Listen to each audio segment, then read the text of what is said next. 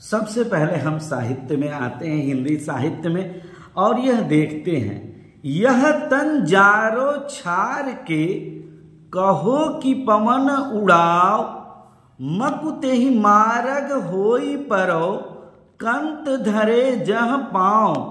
बहुत important quotation है। यह किसने लिखा है? आपके लिए बड़ा कंफ्यूजन होगा। आइए अर्थ समझ लेते हैं। यह तन का मतलब शरीर, छार का मतलब राख या भस्म, मकु मतलब मुझको, मार्ग मतलब रास्ता, कंत मतलब पति। यह तन, इस शरीर को जला दूं, छार के राख के समान ये मेरी शरीर जल जाए, कहो कि पवन उड़ाए, और मैं इन हवाओं से कह दूं कि वे उड़ा के लेके चले हमें। मकु मुझको ते ही मार्ग, उस रास्ते पे होई परो, कंत उस रास्ते पे मैं जाके पैरों में पड़ जाऊं, कंत धरे जहाँ पाँव, जहाँ हमारे पति जो है पाँव रखें, अर्थात उनके पाँव की मैं धूल बन जाऊं। इतनी बड़ी विरह वेदना अगर किसी के अंदर है तो नागमती के अंदर है। और नागमती वियोग वर्णन, डायरेक्ट आपसे क्वेश्चन बनता है कि नागमती वियोग वर्णन किसका है, तो आप बताएंगे मलिक मोहम्मद जायसी का। जैसा उन्होंने वियोग वर्णन किया है वैसा अन्यत्र हमें नहीं देखने को मिलता है। उसका एक एग्जाम्पल आपने लोगों ने यहाँ पे देखा। लेकिन नागमती भले ही उनको मानती थी, लेकिन कहीं ना कहीं कोई रिक्तता तो रही होगी कि राजा रत्नसेन का पद्मावती के जीवन में प्रवेश होता है। राजा रत्नसेन अपनी उस पत्नी को उतना नहीं मानते हैं कि जितना सिंघलदीप की उस कन्या पद्मावती को मानते हैं। राजा रत्नसेन और पद्मावती का प्रेम प्रसंग ये भी बेटा आपसे पूछा जा सकता है। नागमती का वियोग वर्णन ये सब पद्मावत की देन है। अब पद्मावत की रचना कब हुई थी, यह क्वेश्चन बार बार एग्जामों में पूछा गया है। पद्मावत की रचना 1540 ईस्वी में हुई थी और पद्मावत की भाषा अवधी भाषा है, जैसा कि मैंने आपको यहाँ पे दिखाया है। यह तंजारो छाड़ के कहो कि पवन उड़ाए, मकुते ही मार्ग होई परो, कंत धरे जह पाऊं। इतनी बात नागमती वियोग वर्णन पद्मावत में, राजा रत्नसेन प्लस पद्मावती का प्रेम प्रसंग पद्मावत में। पद्मावत की रचना 1540 ईस्वी में। पद्मावत की रचना किस भाषा में हुई? अवधी भाषा में। पद्मावत की रचना किसने की? मलिक मोहम्मद जायसी। आज भले गाने चल रहे हैं, तेरे वास्ते मेरा इश्क सूफियाना, तेरे वास्ते, इस तरह के गाने हैं, लेकिन वास्तव में जिसमें प्रेमिका या प्रियतम अपनी प्रेमिका को इस प्रकार मानता है जिस प्रकार राजा रत्नसेन पद्मावती को मानते हैं और नागमती राजा रत्नसेन को मानती है, यह त्रिकोणी प्रेम श्रृंखला सबसे पहले अगर कहीं हमें देखने को मिली थी तो मलिक मोहम्मद जायसी के काव्य पद्मावत में देखने को मिली थी। निर्गुण प्रेमाश्रयी शाखा के प्रतिनिधि कवि इस नाते मलिक मोहम्मद जायसी को कहा जाता है। बड़ा इंपॉर्टेंट क्वेश्चन है भैया, निर्गुण प्रेमाश्रयी शाखा के प्रतिनिधि कवि कौन है? तो मलिक मोहम्मद जायसी।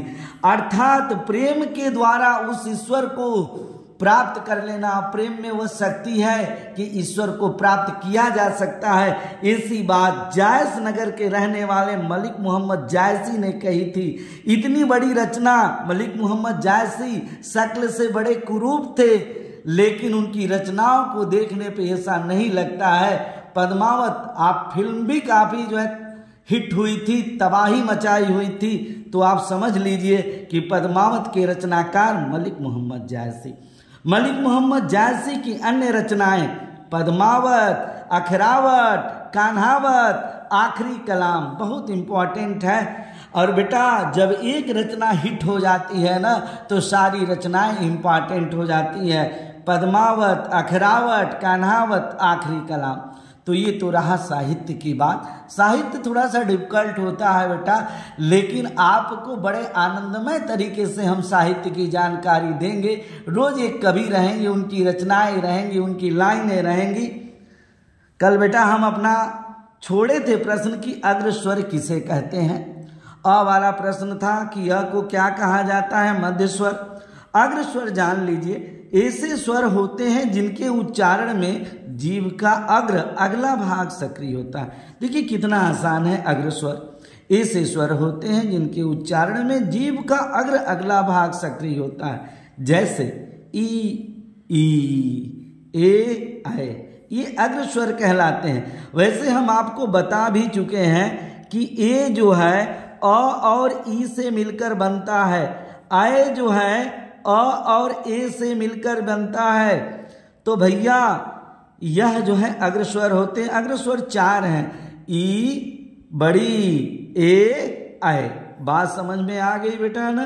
अब चलते हैं मध्य स्वर, जिसमें ऐसे स्वर होते हैं जिसके उच्चारण में जीभ का मध्य भाग सक्रिय हो, मध्य स्वर। अब मध्य स्वर में बेटा आप याद कर लीजिएगा अ, तो मध्य स्वर में अ हो गया, अग्र स्वर में ई और ई से बनने वाले ए हो गए।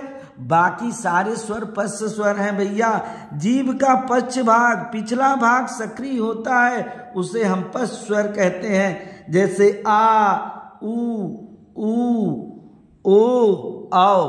यह जो है आ, ऊ, ओ, आओ। और ओ को भी बता चुके हैं, अ और ऊ से मिलके ओ बनता है, अ और ऊ से मिलके ओ बनता है। और अ किससे मिलकर बनता है, अ और ओ से मिलके अ बनता है।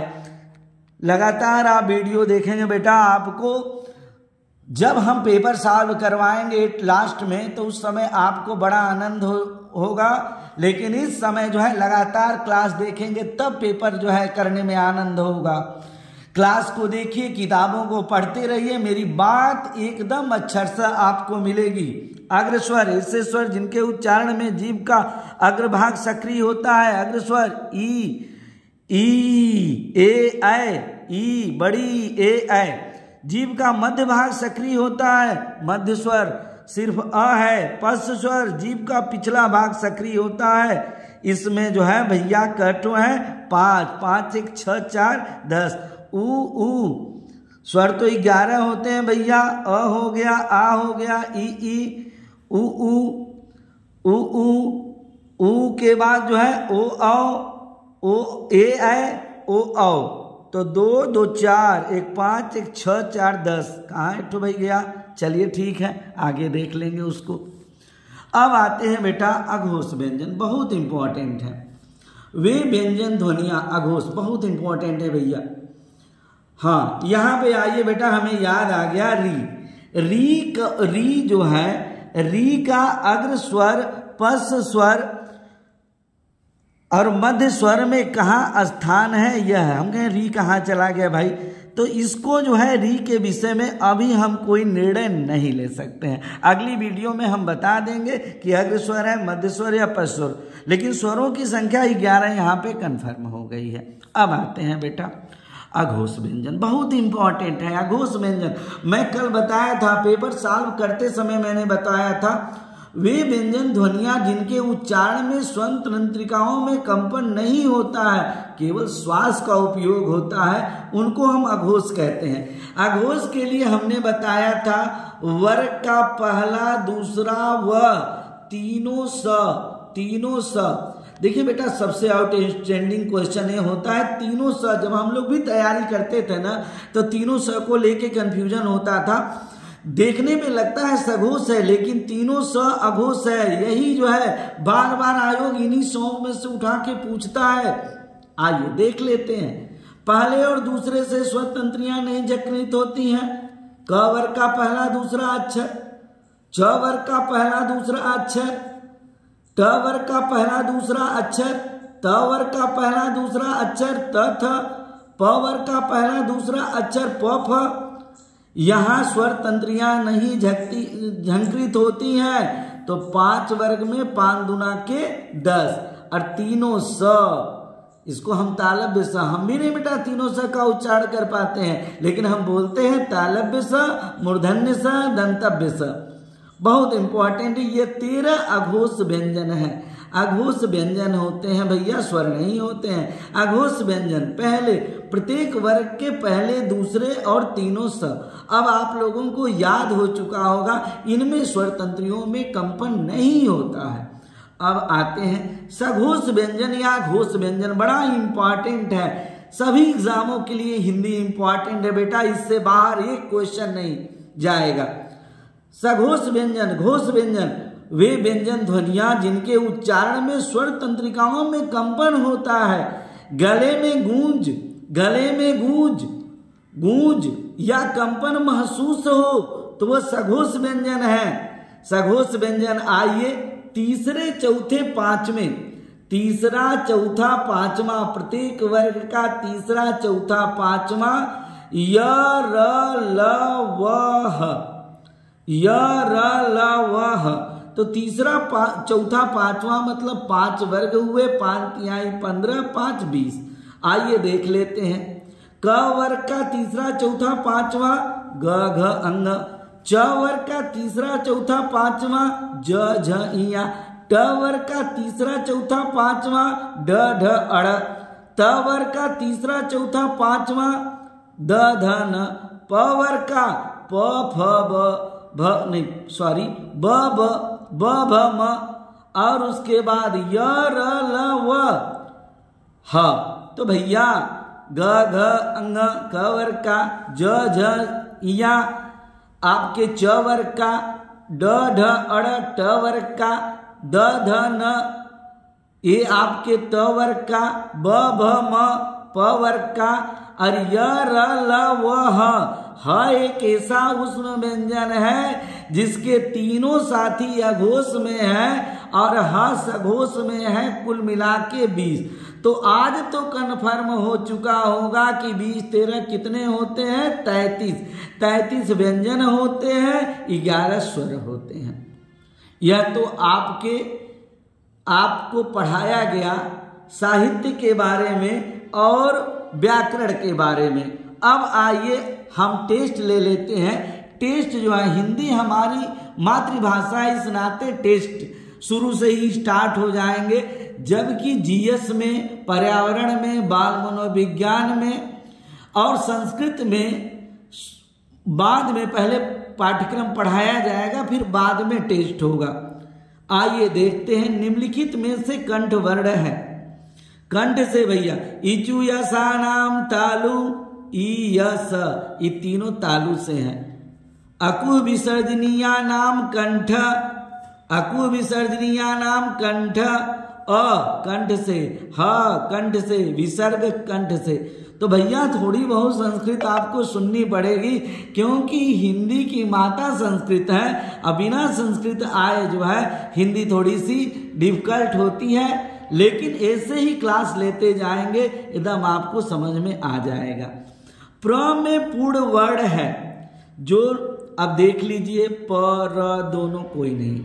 अगर आपको आ रहा है तो आप जवाब दीजिए, नहीं आ रहा है तो समझिए।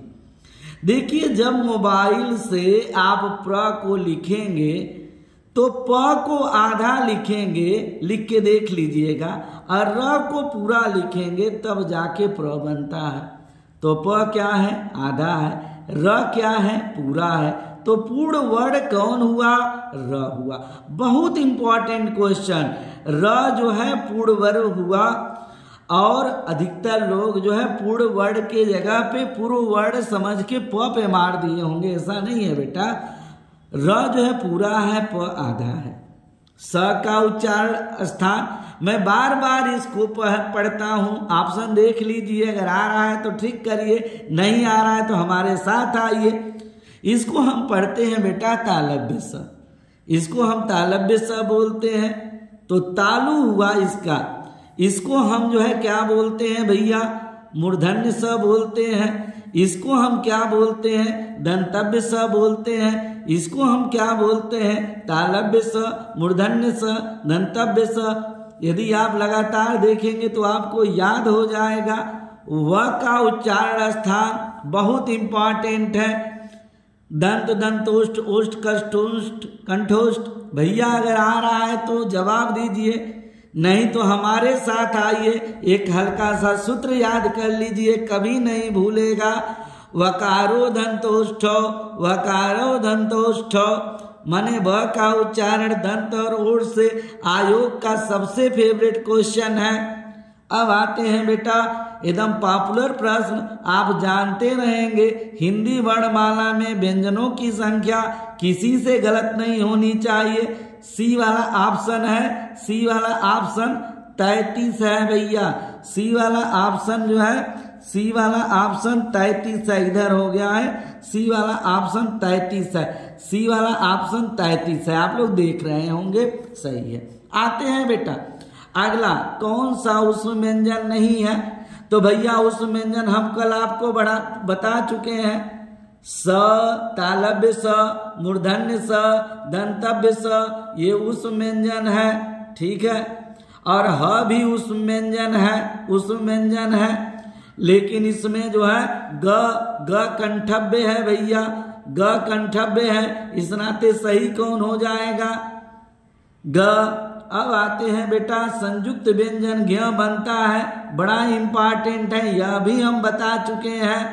ज और य से एक बार फिर समझ लीजिए, छतरी वाला छ, क प्लस मूर्धन्य स से त्र, त प्लस र से ज्ञ, ज प्लस ज्ञ जो है ज प्लस य से स्र, स प्लस र से किसी को भी पूछा जा सकता है। वह व्यंजन है, बहुत इंपॉर्टेंट है। वह व्यंजन अगर आ रहा है तो बताइए। आप कहेंगे सर कितनी बार बताएंगे? जब तक नहीं आएगा तब तक बताएंगे। य व र ल अंतस्थ है, वहीं से उठा के पूछ दिया है बेटा। Exercise make some mind perfect. Hindi में पूरा नंबर बच्चे पाते हैं, संस्कृत में पूरा नंबर पाते हैं, बाल मनोविज्ञान जीएस सारी चीजों में। और जो लड़के एसआई या एलटी के लिए भी तैयारी कर रहे हैं उनके लिए काफी इंपॉर्टेंट ये वीडियो है भैया। हिंदी में पूरा नंबर आपका आएगा।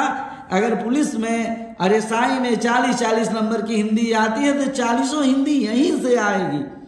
किस वर्ण का उच्चारण स्थान कंठ तालु से होता है? भैया कितनी बार ऑप्शन देख लीजिए, ऑप्शन देख लीजिए। ए मैंने बताया था ना, ए दे तो कंठ तालु। अगर नहीं आ रहा है तो अ प्लस ई से मिलकर ए बनता है। अ का उच्चारण मैंने आपको बताया था, प्रीवियस वीडियो देखेंगे तो ये वीडियो पूरा बढ़िया तरीके से समझ में आएगा। और ई का तालु से, ये तीसरी वीडियो है, मात्र 100 वीडियो में पूरी हिंदी आपको अच्छी तरीके से आने लगेगी। इस नाते एकदम देखिए बिना एक पैसा खर्च किए आपको पूरी नॉलेज। कंठ प्लस तालु, कंठ तालु ए। कौन सा व्यंजन संघर्षी है? यह थोड़ा सा आपके लिए कठिन होगा क्योंकि हम आपको अभी बताए नहीं है, तो कल के क्लास में हम इस पे बात करेंगे। कल के क्लास में जो बात होगी वह बात होगी संघर्षी की, ठीक है। स्पर्श संघर्षी की बात होगी, स्पर्श संघर्षी की बात होगी, स्पर्श संघर्षी की बात होगी, अल्प प्राण की बात होगी, महाप्राण की बात होगी। और इतने के बाद जो है वर्णमाला का ये चैप्टर पूरी तरह से खत्म हो जाएगा। और एक दिन रिवीजन क्लास में अ से लेके ज्ञ तक सबकी स्थितियों के बारे में चर्चा कर ली जाएगी। आपको एकदम दिल से हिंदी पढ़ाई जाती है, इस नाते इस चैनल को सब्सक्राइब करें और ज़्यादा से ज़्यादा शेयर करें। Thanks for watching.